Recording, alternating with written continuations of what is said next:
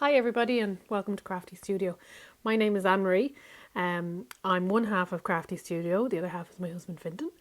But this vlog is basically just my ramblings about whatever I'm sewing and whatever's happening in the shop and basically general sew malarkey that I'm getting up to.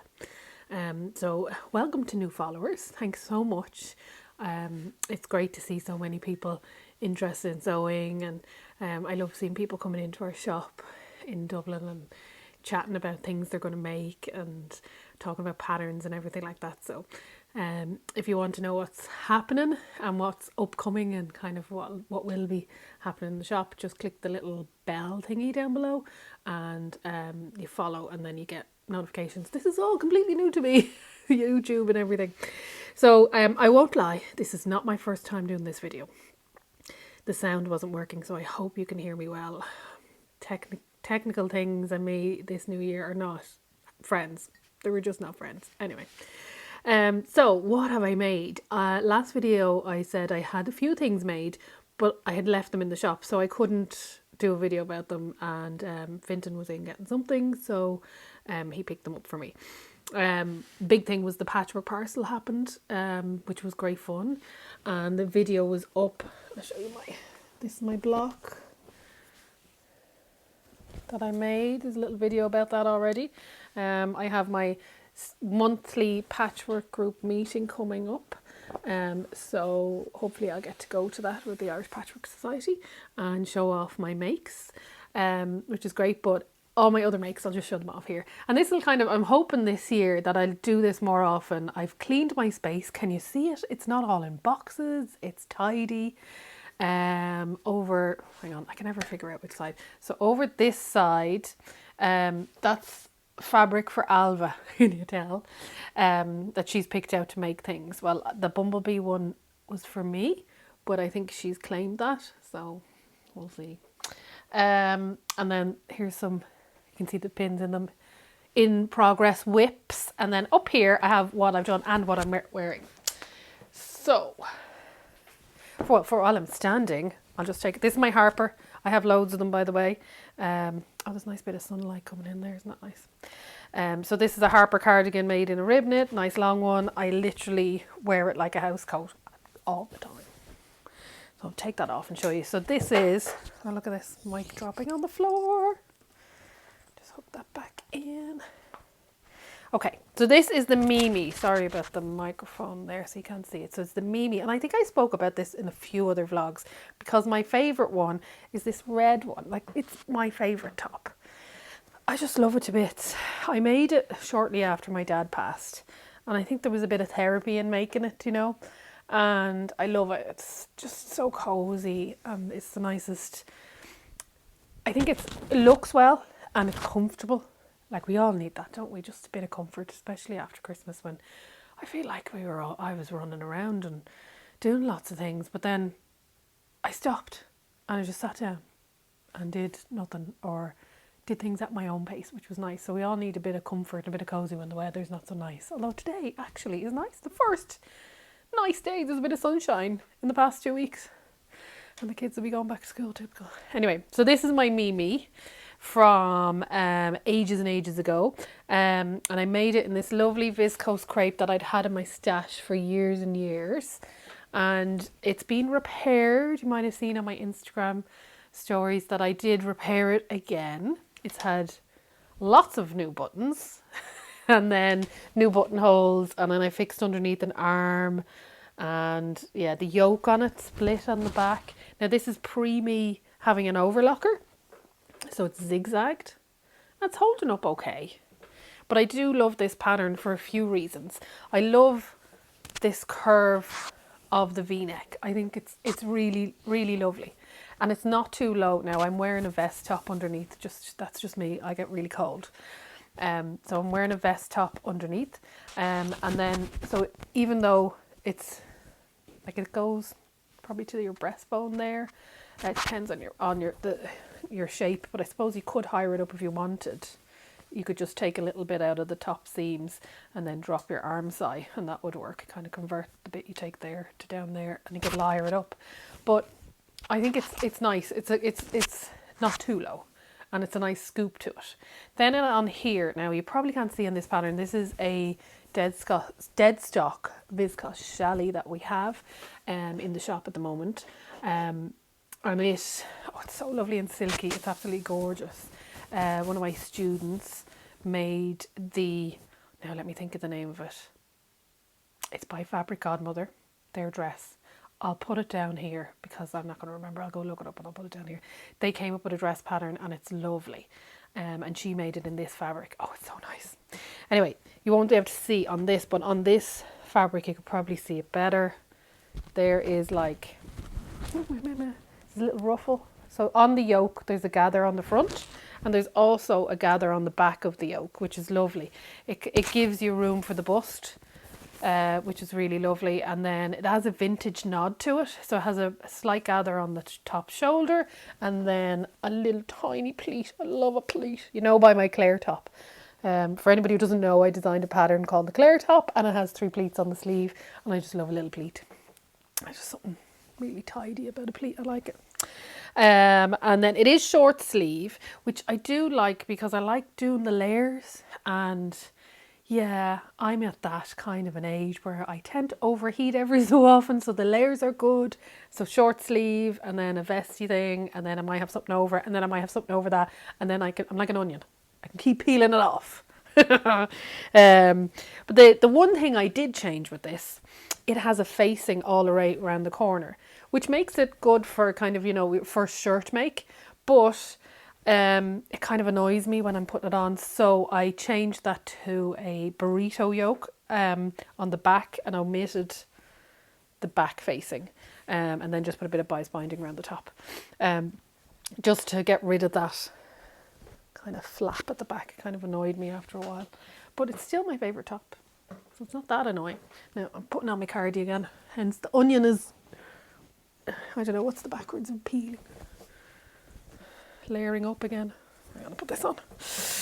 Oh, Harper's a free pattern, by the way, if nobody knows. It's by Sinclair Patterns, and it comes in different heights. So I did the petite one because I'm 5'2". So I'm going to show you where that pattern came from. Talking about free patterns.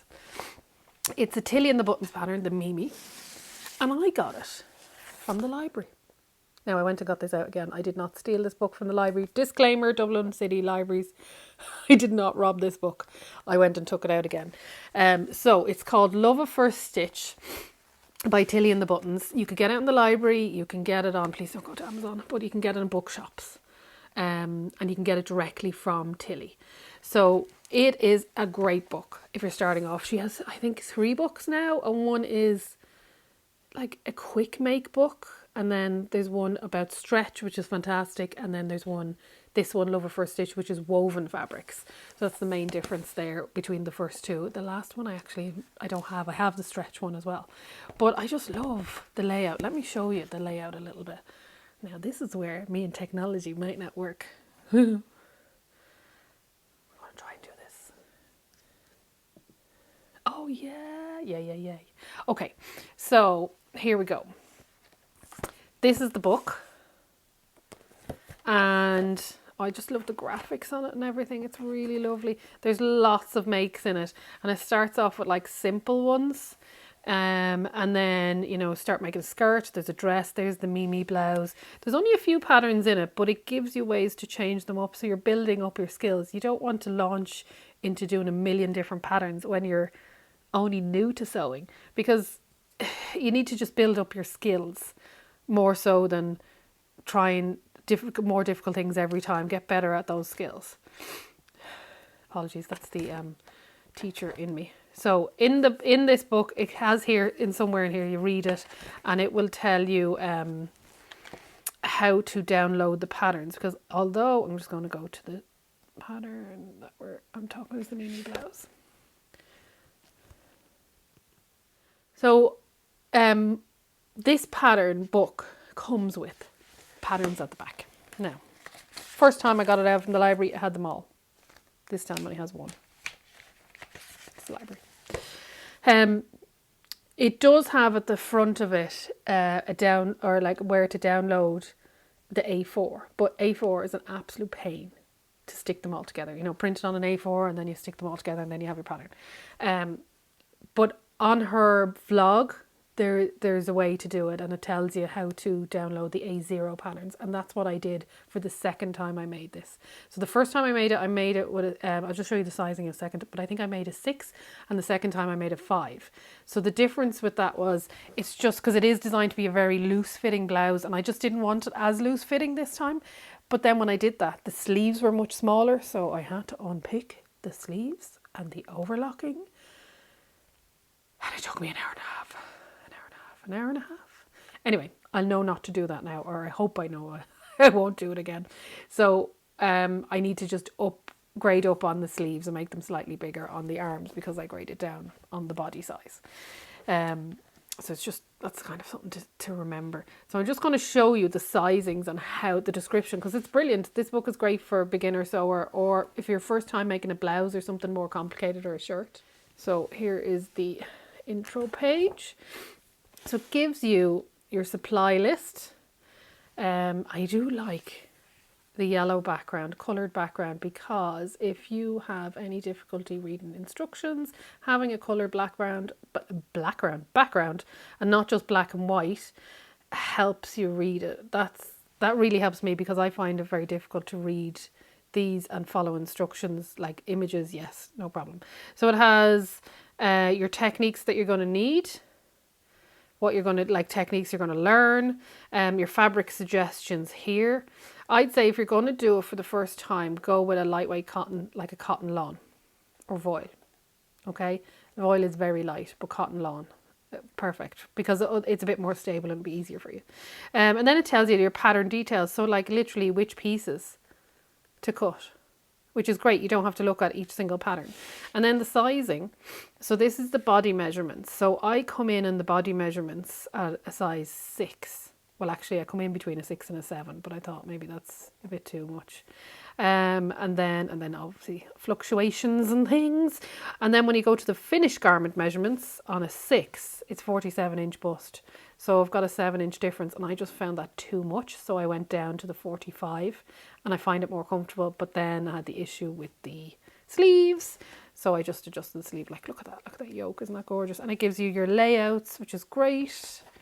And then every step along the way, clear photographs. And then how to do your collar, how to, the tricky bits, details of that. Like, everything, every little step has videos. It's absolutely fantastic. Or, sorry, photographs. Then all your hand stitching and everything. And then a little technique on how to place your buttonholes. I do have a video on my YouTube channel to do that, if anyone wants to look at that. And then how to do different types. So like 4-step buttonhole and then automatic buttonhole, because not everybody has a fancy machine. And then other things like putting in your buttons and then adding piping. Covering buttons. I think I want to make a plain one with fancy buttons. Yeah. And then adding more details. Like, it's just such a good make. I just absolutely love it. I really, really love this book. Can you tell? And then I really like this pattern. So I don't know why it took me so long to make another one. Maybe it's having kids and having a shop and trying to do everything. And then all the lovely patterns, and you just want to do them all, where sometimes go back to your tried and tested, the garment you love, and you'll just keep wearing it, because that's the whole point, is to wear our clothes that we make. So the one other thing, God, I feel like I'm talking for ages here. You're probably sick of me now. I did make a few patchworky type things and samples for the shop, but they were all ones in classes and stuff. So yeah, like, I think everybody's seen them. I don't think you want to see them. The only one thing I didn't put up is this. Oh, she's upside down. So this is a quilt I made because the fabric came in and I was like, oh, this is so nice. This would be lovely as a cheater quilt, because literally this fabric is printed. There's no little squares. There's no putting together. It's one sheet of fabric, 1.5 meters wide, 1.5 meters batting, 1.5 meters of backing. Layered the 3 of them together, and then I just sewed these lines. And that's it. Let me show it to you. Isn't it so cute? And it took me 4 hours to make. One day, somehow, I managed to get everything done in the shop that day. And I made this. Is it upside down again? Oh my gosh. Here we go. So it's about 40 inches wide. So I could use the smaller backing. It has a Harry Potter vibe to me. I love that kind of quilting where it's just like a cheater one. We have tons of quilts in the house, absolutely tons. As I make them as samples, I just make ones for fun for me. And then we have them lying around the house. So everybody's like, you're sitting there watching something on TV, doing a bit of cross stitch, kids on a tablet, Alv on the piano. There's a blanket somewhere. And everyone, we do have heating, by the way. But it's just the coziness. Don't you just love being cozy this time of year? Good job. Anyway, so that's my makes. I made these a while ago, because I actually haven't done much sewing lately. I probably used to sew every single day, and that's not because of the shop. I hurt my back. I think I mentioned it before. I have a herniated disc, so I couldn't move as much, and then I couldn't press my foot down on the pedal, but I'm on the mend. I have my back brace on, so I'm minding myself. And I actually got a t-shirt finished last night, so I'll show you those. I'm batch sewing these guys, some t-shirts for me, so I'll show you those in the next vlog. But thank you so much for listening and listening to me ramble. I'll put the links down below, and hopefully I remember everything I said I would do in the video. And if you want to know what I'm up to, just click that subscribe button and the little bell, and like if you like the video, or if there's anything you would like me to talk about, just type it down there in the comments. I hope to do my best to reply. Happy New Year, everybody, and I shall chat to you all soon. Bye bye.